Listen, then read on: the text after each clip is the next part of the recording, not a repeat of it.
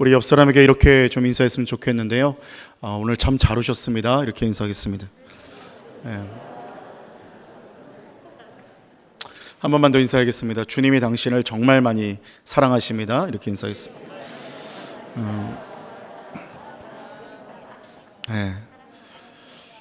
여러분 정말 믿으십니까? 오늘은 3.1절 기념주일입니다. 3.1절 기념주일입니다. 특별히 독립선언문에 기록한 독립선언문에 서명한 민족대표 33명 그 명단에는 16명이 그리스도인이었는데요. 더군다나 우리가 정말 너무나 잘 아는 유관순 열사는 우리가 단순히 애국지사일 뿐만 아니라 그 유관순 열사는 신실한 믿음의 사람이었고, 그리고 이화학당에서 공부할 당시에 정동제일교회 손정도 목사님께서 설교하신 십자가 신앙으로 구원받은 성도는 십자가 신앙으로 민족을 섬겨야 한다, 이 말씀에 감동을 받게 되었다고 합니다. 그래서 그녀가 기꺼이 자신의 생명을 이 민족을 위해서 드릴 수 있었던 이유는 십자가 신앙을 가지고 있었기 때문에, 그리고 믿음을 가지고 있었기 때문에 가능했다라는 것입니다. 사랑하는 여러분, 우리에게도 하나님의 크신 은혜와 그 믿음이 우리 가운데 있어서 우리 여기 있는 모두가 하나님을 사랑하고 민족을 사랑하고 애국하는 저와 여러분 되시기를 주님의 이름으로 축원합니다. 특별히 하나님께서 이 민족을 너무나 사랑하셔서 일제강점기에 자유를 주셨고, 또 6.25 사변에도 이 민족이 공산주의에 넘어가지 않게 하여 주시고, 이 민족을 하나님의 은혜 가운데 지금까지 지켜주셨습니다. 지금까지 지켜주신 하나님께서 앞으로도 지켜주시고 끝까지 인도하시는 은혜가 이 민족 가운데 있을 줄로 믿습니다. 오늘 성경의 본문을 볼 때에 오늘 룻기의 말씀을 우리가 보고 있습니다. 이 룻기에는 오늘 동일하게 이 민족이 보호받은 것처럼 과거에도 보호를 받았고 현재도 보호를 받았고, 그리고 정말 영원까지 약속을 받은 여인들이 등장을 하는데 두 명의 여인이 등장을 합니다. 바로 한 사람은 나오미라는 여인이었고요, 그리고 또 한 사람은 그 며느리인 룻이라는 여인입니다. 우리가 룻기라는 것이 이제 제목이, 이름 자체가 룻이기 때문에 룻기라고 하지 않습니까? 오늘 이 여인 룻기와 그리고 시어머니 나오미가 주로 등장을 하게 됩니다. 이 룻기는 1장 1절, 그러니까 룻기의 1장 1절부터가 이렇게 등장을 하는데, 사사들이 치리하던 때에 그 땅에 흉년이 드니라, 이렇게 말합니다. 그러니까 이 룻기가 언제 쓰여진 책이냐 우리가 알 수 있게 되는 것이죠. 이 룻기의 배경이 언제냐면 사사 시대에 있었던 이야기였다라는 거죠. 그러니까 사사들이 치리하던 때가 얼마나 불안정했는지 우리가 잘 알고 있지 않습니까? 사사들이 치리하던 때는 너무나 죄가 만연했고, 그리고 하나님 앞에 언제나 죄를 졌고 불순종했기 때문에 하나님께서는 사람 막대기로 이스라엘 백성들을 허용하셨고, 그리고 이스라엘 백성들이 고난을 당하면 다시 하나님 앞에 무릎 꿇고 기도해서 회개함으로 사사를 하나님이 보내주셔서 다시 구원을 받는, 그런데 구원을 받고 나면 이 사사가 죽고 나면 다시 죄를 짓고, 이 사이클이 지속적으로 반복된 게 바로 사사기입니다. 그러다 보니까 사사들이 치리하던 그 시기에 풍년이 들거나 풍요가 있을 수가 없었다라는 것이죠. 그래서 그 땅에는 흉년이 들었다라는 거예요. 그러니까 여러분, 우리가 사실은 우리 안에 있는 어떤 여러 가지 징조들을 보면서 우리가 느낄 수 있게 되는 것은 뭐냐면, 우리가 징조를 볼 때에 지금이 회개할 때인지 기뻐할 때인지 또 어떻게 우리가 영적으로 행동해야 될 때인지를 우리가 분별할 수 있다는 것입니다.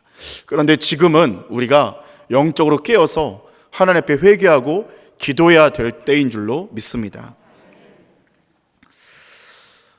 룻기의 어떠한 그 이야기들을 좀 대략 제가 스토리를 설명을 드리면, 먼저 룻기, 그리고 룻의 시어머니 나오미가 있지요.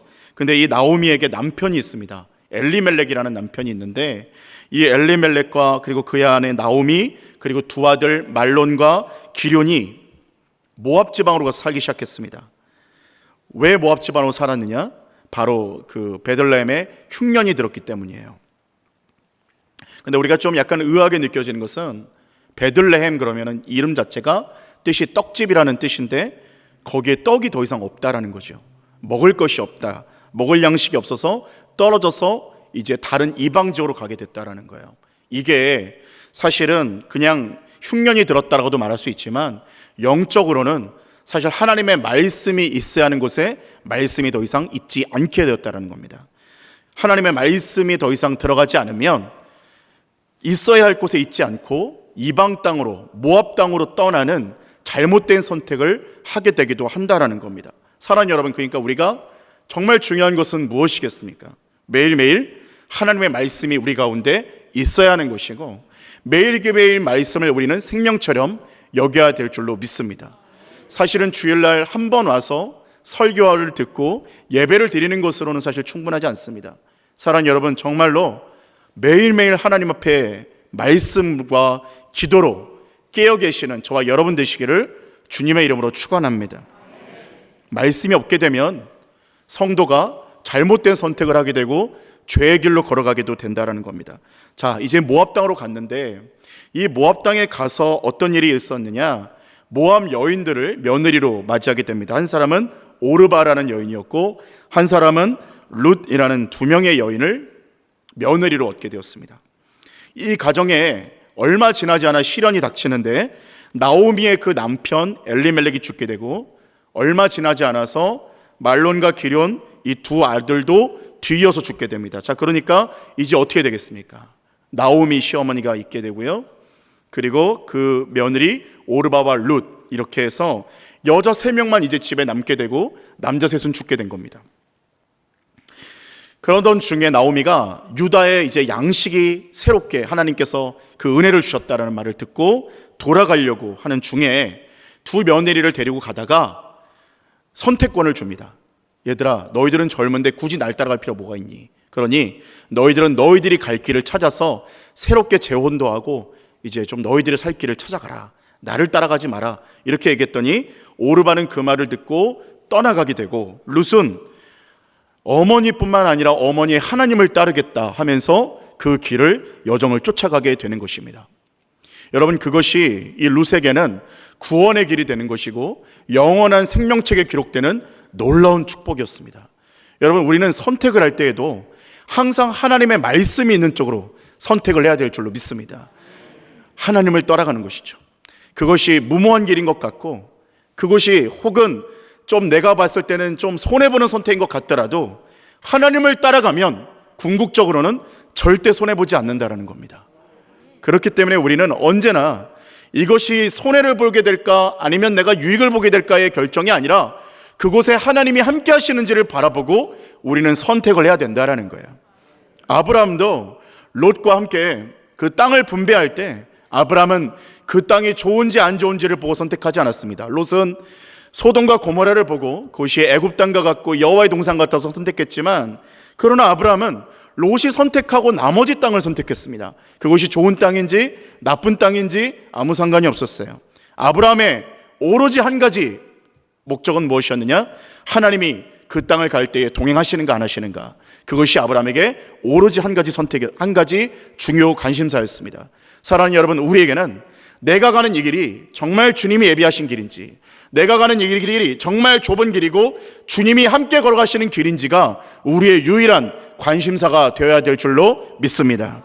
그리고 그 길을 걸어가면 지금은 당장 손해보는 것 같아도 결국은 하나님이 책임져 주시는 인생이 되기 때문에 반드시 승리하게 된다는 것입니다. 그렇기 때문에 우리의 성도들은 무조건 좁은 길을 걸어가고 우리 주님이 함께 가시는 길, 예수님이 함께 걸어가시는 길을 우리는 선택하여 걸어가는 것입니다. 나오미와 룻이 이제 그 모압 땅을 떠나서 유다로 돌아갔습니다. 거기에서 놀라운 일이 벌어지는데 이 룻기 1장 19절에서 보니까 두 사람이 베들레헴에 이럴 때 온 성읍에 있는 사람들이 나와서 이제 그들로 말미암아 떠들며 이렇게 말했다라는 겁니다. 이 사람 나오미 아니냐, 이렇게 말하면서 떠들었다라는 거예요. 근데 여기서 떠들었다라는 표현은 우리가 막 떠들썩하게 얘기했다라는 표현이 아닙니다. 이 떠들었다라는 말은 기뻐하며 맞이했다라는 말입니다. 아, 여기 나오미 아니야, 이렇게 기뻐하는 거예요. 근데 여러분, 우리가 여기서 볼 때 우리가 한 가지 느끼게 되는 게 뭐냐면 공동체의 힘이라는 것이죠. 나오미는 지금 실패하고 정말 패배자의 마음으로 오늘 고향으로 돌아왔지만 그러나 오늘 공동체들은 어떻게 했다라는 겁니까? 기뻐하면서 나오미를 맞이하고, 나오미 정말 반갑다, 정말 잘 왔다 그러면서 그에게 힘이 되어 주었다라는 거예요. 사랑하는 여러분, 우리 광림 남교회 공동체는 서로가 서로에게 아픔이 있을 때는 서로의 아픔을 나눠지는 사이가 되고, 기쁨이 있을 때는 함께 기뻐하는, 기쁨이 배가 되는 그런 교회 공동체가 되기를 주님의 이름으로 축원합니다. 우리가 서로 사랑할 때 능력이 나타나는 것입니다. 그 어떠한 것보다 더 강력한 능력은 서로 사랑하는 것입니다. 서로 사랑하면 마귀가 틈탈 수 없는 것이고, 서로 사랑하다 보면은 어둠의 역사도 떠나가게 된다라는 것입니다. 요한복음 13장 35절의 말씀을 보니까 예수님이 이렇게 말씀하셨어요. 너희가 서로 사랑하면 이로써 모든 사람이 너희가 내 제자인 줄 알리라, 이렇게 말씀을 했습니다. 그러니까 성도의 가장 강력한 힘은 무엇이겠습니까? 서로의 아픔을 함께 짊어지고 서로의 기쁨을 함께 나누며 배가하며 내일처럼 기뻐하는 것, 이것이 바로 교회의 강력한 힘이고 성도의 강력한 능력이라는 것이죠. 우리 여기서 이쯤에서 옆 사람을 바라보면서 이렇게 좀 인사해 보면 좋겠습니다. 당신의 아픔이 나의 아픔이고 당신의 기쁨이 나의 기쁨입니다. 이렇게 인사를 한번 해보겠습니다. 네. 이렇게 말하면서도 굉장히 째려보면서 얘기하면 굉장히 이렇게 째려보면서 얘기하면 무서워요. 한 번만 더 활짝 웃으면서 한번, 마스크를 쓰고 있어도 눈웃음은 있잖아요. 이렇게 한번 활짝 웃으면서 당신의 슬픔이 나의 슬픔이고 당신의 기쁨이 나의 기쁨입니다. 좌우 앞뒤로 한번 해보겠습니다.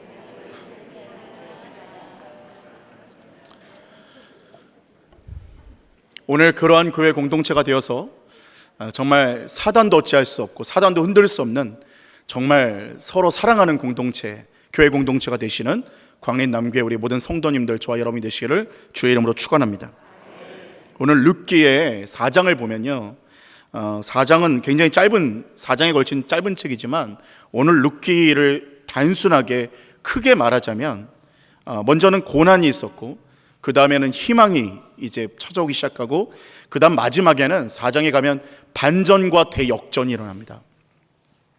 그러니까 다시 말해서 고난부터 시작해서 반전과 대역전까지 일어나는 한 사람의 인생 스토리라는 거예요.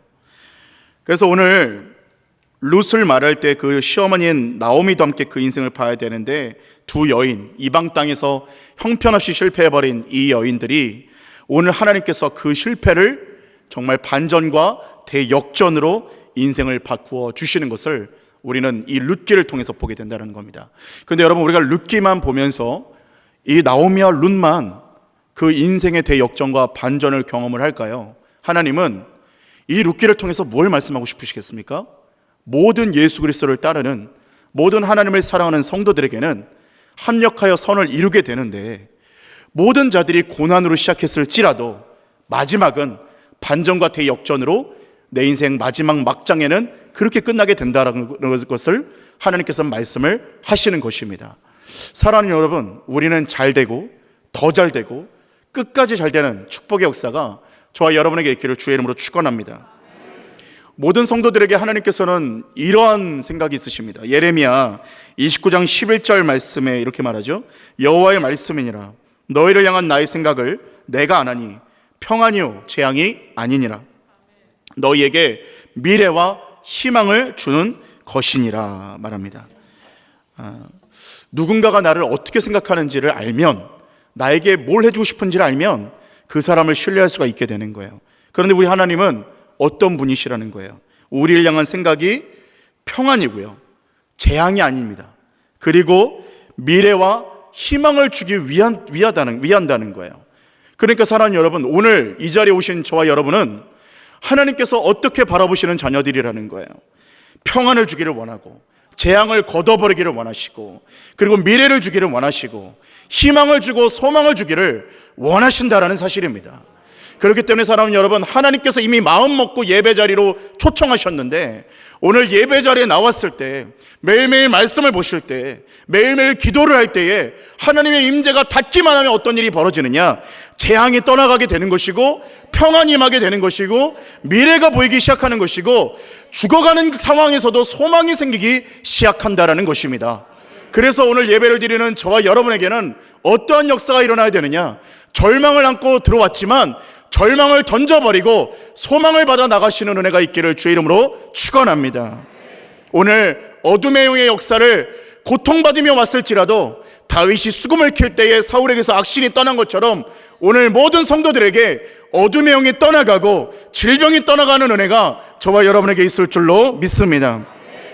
오늘 그렇다면 함께 본문을 살피면서 우리 주님은 모든 성도들을 회복시키기를 원하시고 다시 주님 앞으로 나아가게 하시는 우리의 하나님이신데, 우리가 믿는 하나님은 그렇다면 그 하나님은 어떤 하나님이신지 오늘 함께 말씀을 나누며 기도의 제목을 얻고자 합니다.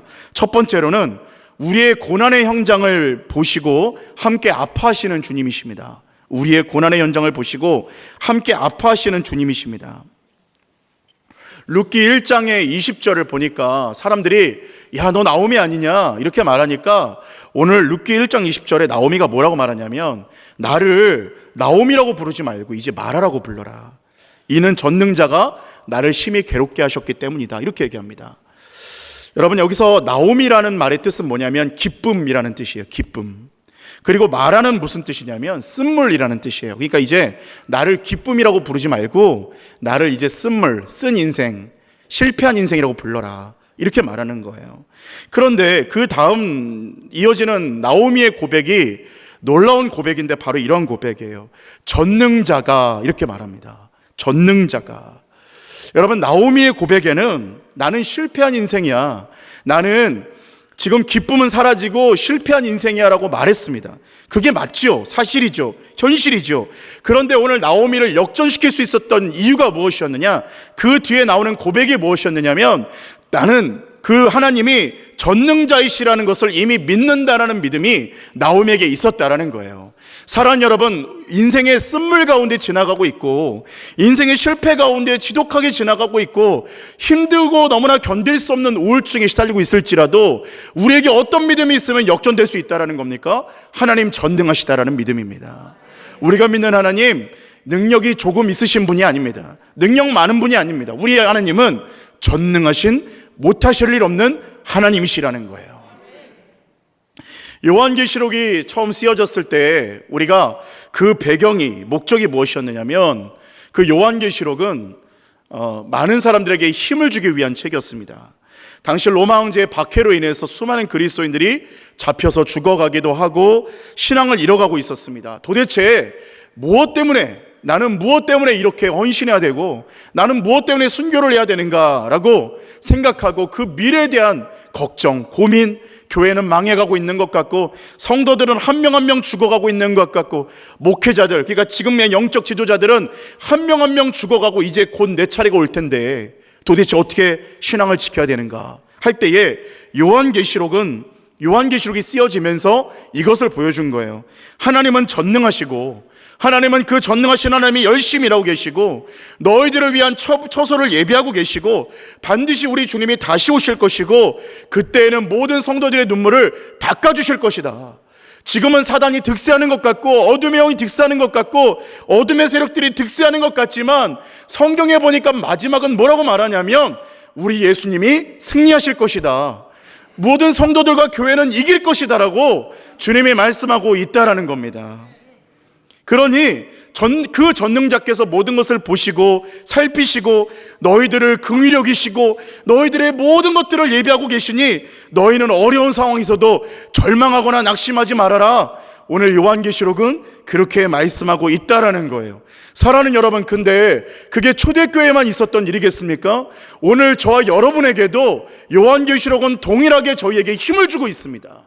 사단이 득세하는 것 같고 마귀가 역사하는 것 같고 교회와 성도들의 숫자는 줄어가고 있고 정말 좁은 길을 걸어가는 것 같은 그런 정말 어려운 시대를 지나가고 있지만, 그러나 성경은 뭐라고 말하고 있어요? 소수의 그리스도인만 남고 좁은 길을 걸어갈지라도 그것이 진리라는 겁니다. 그리고 하나님은 반드시 나중에는 최후 심판을 통해 마귀를 묶으시고 악한 자들을 결박하시고 우리 예수님과 교회와 성도들은 승리하게 될 것을 말씀을 하고 있는 것입니다. 그렇기 때문에 몇 명이 걸어가도 상관이 없습니다. 소수가 걸어가도 상관없습니다. 좁은 길, 좁은 물, 좁은 인원들만 걸어갈지라도 그렇다 할지라도, 모든 사람들이 믿음 저버리고 다수가 신앙을 버릴지라도 걸어간 소수는, 진리는 영원히 변하지 않아서 마지막 승리를 얻게 된다는 것입니다. 사랑하는 여러분, 교회는 승리하는 것이고 성도는 승리하게 될 줄로 믿습니다.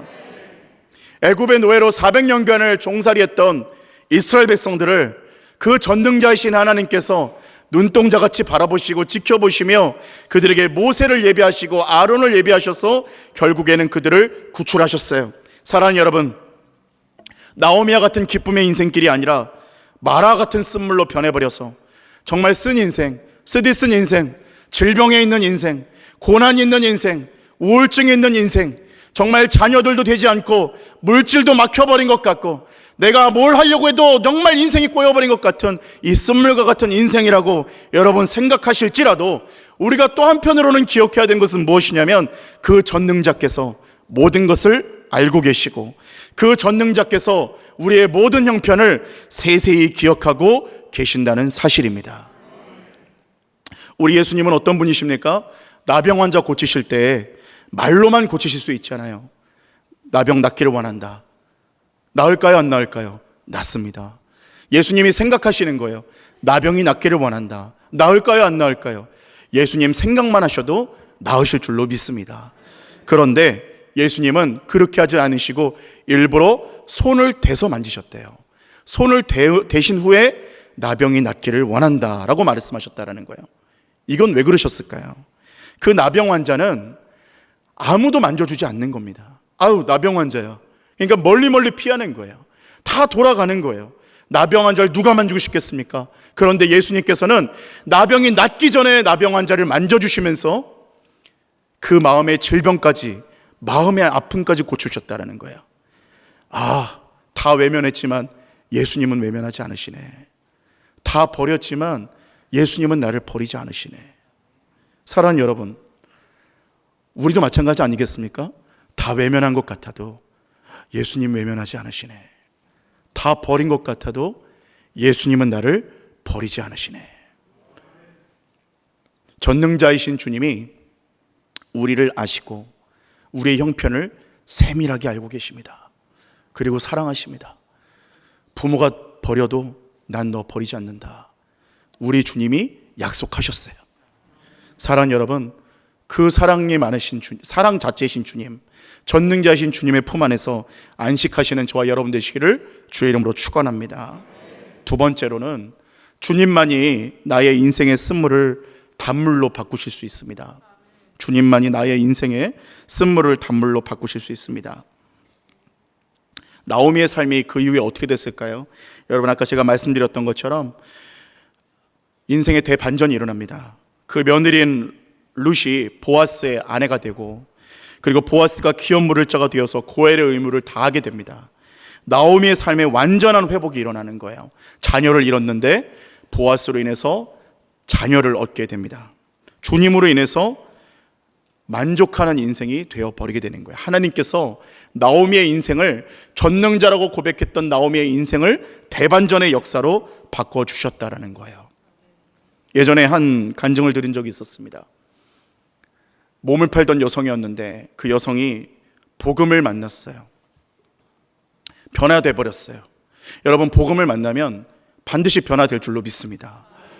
그런데 이 여성이 다시 그 몸 파는 자리로 돌아가는 겁니다. 그래서 그분을 전도한 전도자가 실망스러웠어요.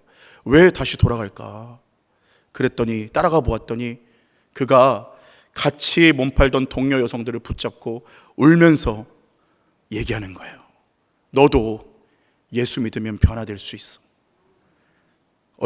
언니도 예수 믿으면 변화될 수 있어. 여러분, 복음은 능력이 있습니다. 우리 하나님을 만났다 하는 자는 안 변할 수가 없는 거죠. 여러분, 우리가 이 임신을 했을 때 이 조그만 점처럼 안에 이렇게 있지 않습니까? 그거 임신해서 조그만 점 같은 그 아기가 하나만 들어와도 그 체형이 바뀌고 입덧을 하게 되고 모든 삶의 체질이 바뀌게 돼버리는데, 우리 안에 성령이 임하시기 시작하면 우리의 인생 전체가 변하기 시작하는 것이죠. 여러분, 그렇기 때문에 어떻게 변하게 되겠습니까? 절망은 소망으로 바뀌게 되는 것이고, 낭망은 희망으로 바뀌게 되는 것이고, 어둠의 영이 떠나고 성령의 강력한 역사가 임해서 저주가 축복으로 변하는 역사가 일어나게 된다는 것입니다. 야곱의 아내 레아는 남편에게 사랑받지 못한 여성이었어요. 그녀는 그의 여동생인 라헬에게 남편을 빼앗겼습니다. 마음을 빼앗겼죠. 그런데 하나님께서는 그 레아를 축복하셔서 라헬에게 없는 한 가지를 주셨는데, 그게 바로 자녀를 얻는 축복이었어요. 아들을 주십니다. 레아가 루벤을 낳고서는 이름을 보라, 아들이로다 이렇게 하였고, 둘째 시몬을 낳고서는 하나님이 내 기도를 들으셨다 였고요, 셋째 레위를 낳고서는 이제 남편이 나와 연합할 거다라고 연합이라고 이름을 지었습니다. 근데 넷째인 유다를 낳고서는 이제 이름이 바뀌어버려요. 남편에게 갔던 마음이 이제 바뀌어버리고 하나님을 찬송하리로다로 바뀌어서 유다의 이름, 그러니까 찬송이라는 이름으로 바뀌어버리게 됩니다.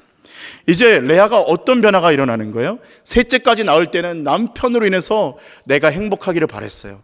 근데 넷째 유다를 낳고 나서 보니까 하나님으로 인해 내가 행복한 것이고 하나님으로 인해 만족한 것이구나 라는 걸 깨달았다라는 거예요. 남편에게 사랑을 받을 때 내 안에 쓴물이 단물로 바뀌는 게 아니라 하나님이 내 안에 임하실 때 쓴물이 단물로 변하게 되었다라는 것입니다.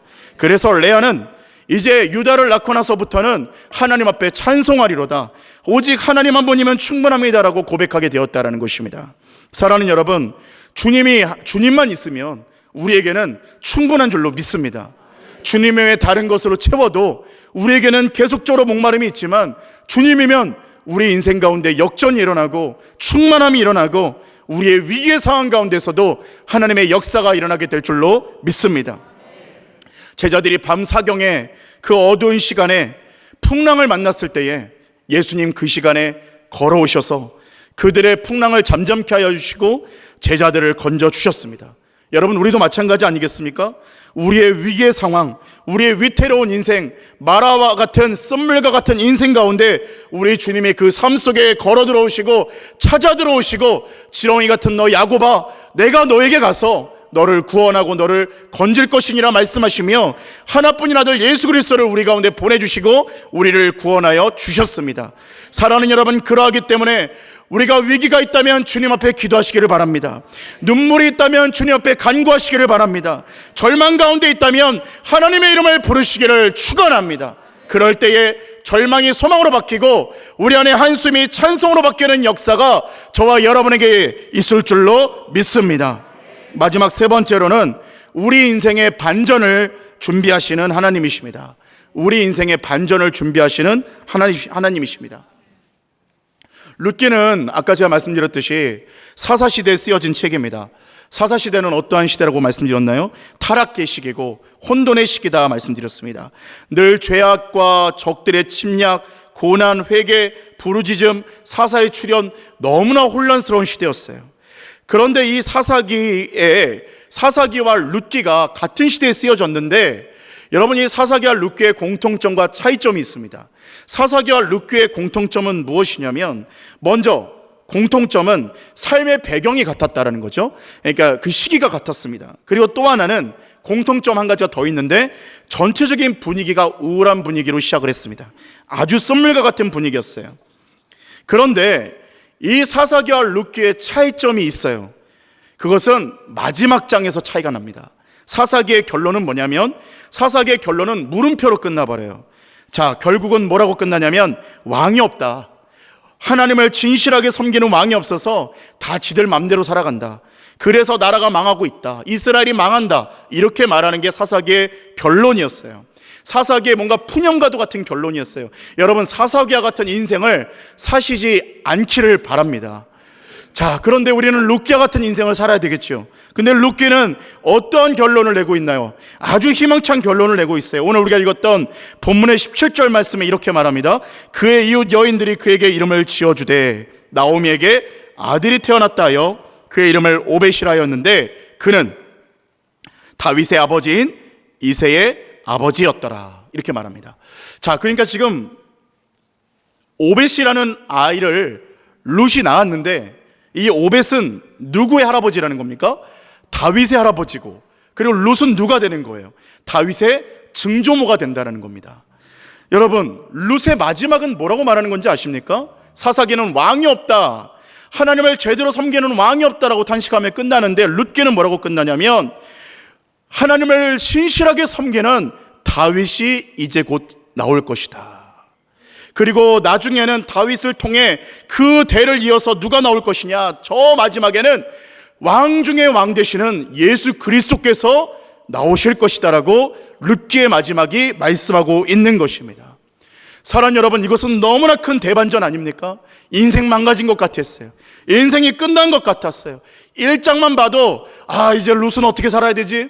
이제 정말 저 여인들은 어떻게 살아야 되지? 걱정이 되었는데 4장에 가서 보니까 세상에 메시아의 조상이 된다라는 거예요. 다윗의 증조모가 된다라는 거예요. 이 가문을 통해서 하나님께서 영적인 축복을 주신다라는 거예요. 여러분, 상처로 시작했는데 마지막은 별과 같은 은혜로 끝난 줄로 믿습니다. 여러분, 상처가 영어로 스카 아닙니까? 근데 이 상처의 스카라는 영어의 이 단어에 은혜가 임하면 그 스카에서 한 단어 스펠링 하나만 바꿔서 스타가 된다라는 겁니다. 별과 같은 인생으로 바뀌게 된다라는 거예요. 여러분, 이것이 바로 성도들에게 주시는 하나님의 놀라운 대반전이고 축복인 줄로 믿습니다. 여러분, 상처로 1장이 시작됐다면 우리 성도들의 마지막 4장은 어떻게 끝나야 되겠습니까? 마지막 4장은 하나님의 대반전의 역사, 영광의 역사, 별과 같은 역사로 끝나게 될 줄로 믿습니다. 우리의 인생은 사사기처럼 왕이 없음으로 망했다가 아니라 이제 하나님이 준비하고 있다는 거죠. 내 인생의 마지막 반전을 하나님이 준비하고 계신다는 것이죠. 성도의 마지막 끝은 하나님께서 놀랍고도 아름답게 펼쳐 보이신다는 것이죠. 그렇기 때문에 하나님을 의지하는 자, 그 뜻대로 부르심을 입은 자들에게는 모든 것이 합력해서 마지막에는 선을 이루는 역사가 일어나게 될 줄로 믿습니다. 사랑하는 여러분, 우리 하나님은 어떤 하나님이시냐고 이사야 49장 15절에서 17절까지는 어떻게 얘기하고 있습니까? 여인이 어찌 그 젖먹는 자식을 잊겠으며 자기 태에서 난 아들을 긍휼히 여기지 않겠느냐? 그들은 혹시 잊을지라도 나는 너를 잊지 아니할 것이라. 내가 너를 내 손바닥에 새겼고 너의 성벽이 항상 내 앞에 있나니 내 자녀들은 빨리 걸으며 너를 헐며 너를 황폐하게 하던 자들이 너를 떠나가리라. 아멘. 젖먹는 자식을 어떻게 여인이 잊으며 자기 태선한 아들을 어떻게 긍휼히 여기지 않겠습니까? 그런 부모가 어디 있겠습니까? 그런데 혹시 그들이 너를 잊을지라도 나는 너를 잊지 않겠다라는 겁니다. 사랑하는 여러분, 부모가 우리를 잊을지라도, 그러나 우리 하나님은 절대 우리를 잊지 않겠다라고 말할 뿐만 아니라 내가 너를 나의 손바닥에 새겼고 너의 성벽이 항상 내 앞에 있다라고 우리 주님은 말씀하고 있는 것입니다. 사랑하는 여러분, 오늘 하나님께서는 우리를 기억하시고 우리를 사랑하시고 우리의 상처를 싸매셔서 역전과 대반전의 은혜를 일으키기를 원하십니다. 그렇기 때문에 여러분, 절망하지 마시고 끝까지 주님을 바라보시고 의지하시고 어떤 일이 벌어질지라도 나는 믿음을 잃지 아니하고 주님을 붙들겠다라고 선포하고 고백하는 저와 여러분 되시기를 주님의 이름으로 축원합니다. 오늘 그렇게 하실 때에 하나님의 크신 능력과 영광이 저와 여러분에게 임할 줄로 믿습니다. 기도하겠습니다. 사랑의 하나님, 우리의 삶을 붙드시고 인도하시는 하나님을 찬양합니다. 우리는 연약하고 부족하고 넘어지고 상처투성이지만 그러나 우리 하나님, 우리를 만나주시고 우리를 붙잡아 주셔서 주님을 끝까지 붙드는 모든 자들에게 합력하여 선을 이루게 하실 줄로 믿습니다. 하나님, 절망 가운데 온 성도가 있다면 오늘 이 시간 그 절망이 물러가게 하여 주시고 소망으로 바뀌는 역사가 일어나게 하여 주시옵소서. 오늘 질병 가운데 오늘 질병을 끌어안고 이 자리에 나온 성도가 있다면 오늘 이 시간에 주의 보혈로 만져주시고 강력한 신유의 역사가 일어나게 하여 주셔서 질병이 떠나가고 치료의 역사가 임하게 하여 주시옵소서. 물질의 장벽이 있습니까? 물질의 장벽이 풀리는 역사가 일어나게 하여 주시고 자녀들로 인하여 고통받는 부모가 있다면 하나님 그 자녀에게 성령께서 역사하여 주시고 문제가 해결되게 하여 주시고 잘되면 역사와 예수 그리스도를 믿는 구원의 역사가 일어나게 하여 주시옵소서. 주님께서 함께하여 주시고 동행하여 주실 것을 믿고 감사드리며 우리에게 축복하시는 예수 그리스도의 이름으로 기도합니다. 아멘.